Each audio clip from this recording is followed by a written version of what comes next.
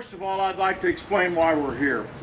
First of all, I'm here. Father, we thank you again for your glory, your greatness. We thank you for this beautiful day. We thank you that the sun just came out.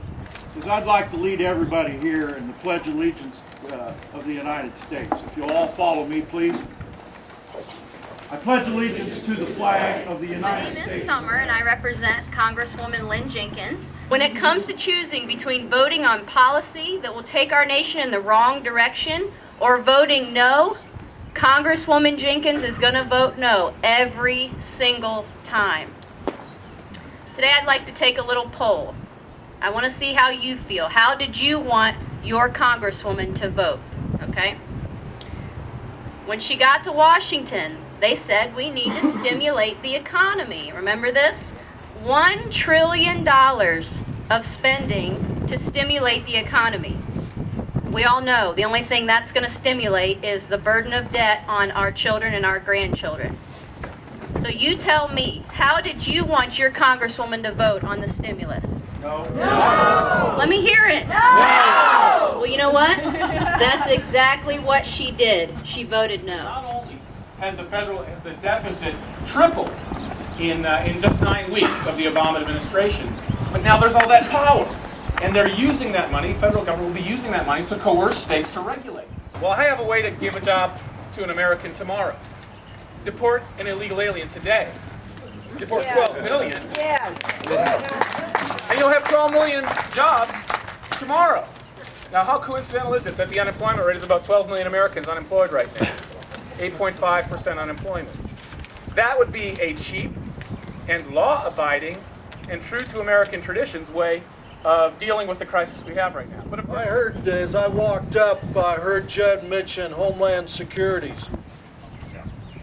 I'm offended when they classify our troops, our veterans, some of the folks that carry an NRA sticker on their bumpers or on pro-life, that we're terrorists.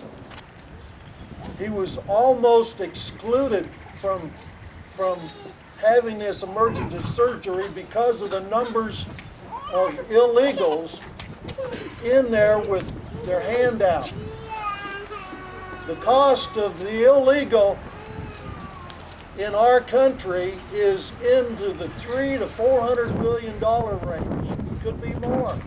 I asked Jerry for that information, and we need to point that out with the health issue, with the security issue, with crime, with the numbers are in our prisons. It just goes on and on and on and on and on.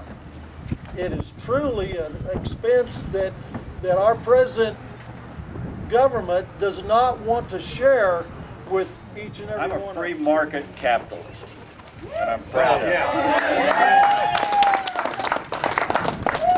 We have in the federal government today trillions of dollars being spent that are indebting our grandchildren for 50 to 60 years in the future.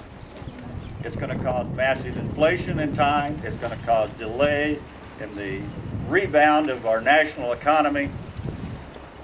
We found throughout history, socialism does not work well.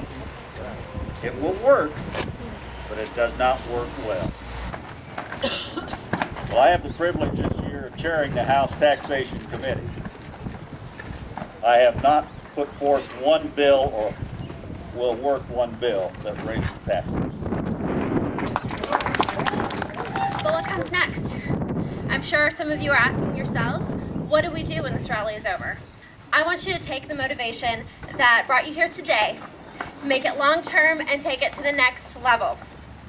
If you believe that we need new leadership, responsible leadership, leadership that actually believes in limited government and freedom, then I want to challenge you to implement freedom by being an activist for liberty or for running for local office.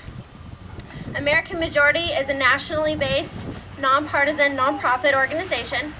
We are an educational institute, and we've trained people to make a difference in their communities.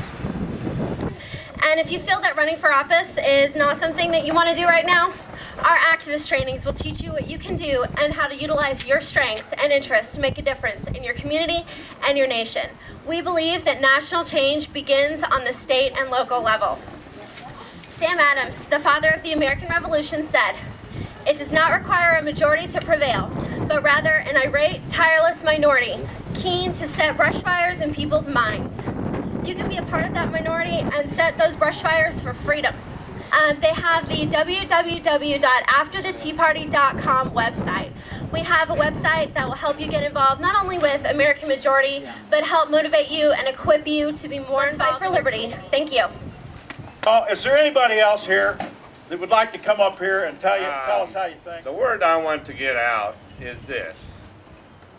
The governor of Texas this morning talked about it, and I think we all need to talk about it and recognize that this exists. The Democrats are all about votes. And they work the voting blocks. There's 10 or 12 voting blocks. You know most of them. If you guys would make enough noise and represent us the way you told us you would when we elected you, maybe we wouldn't be wise and just and efficient. It promotes the happiness of those who it governs. But if it is inefficient or tyrannical, it is the source of misery. Change really stands for class warfare, higher debt and taxes, abuse of power, no more freedom, government controls everything, and end of hope and heritage. Speak about the Federal Reserve. We need to get rid of the Federal Reserve. And to answer the last woman's question, if you want to know who to vote for, look at the voting record. Study the voting record. Go find these people, find them when they're doing these town hall meetings, and question them. Have you had enough change? Yeah. Well, that's the purpose why I'm here today. I've had enough change. If it's not outright socialism that we're looking at, these guys taking us to, well, then it's some sort of subtle fascism. That's right. This thing right here is important. This is the United States Constitution. Well, wait a minute. Let's just see what the Constitution says about that.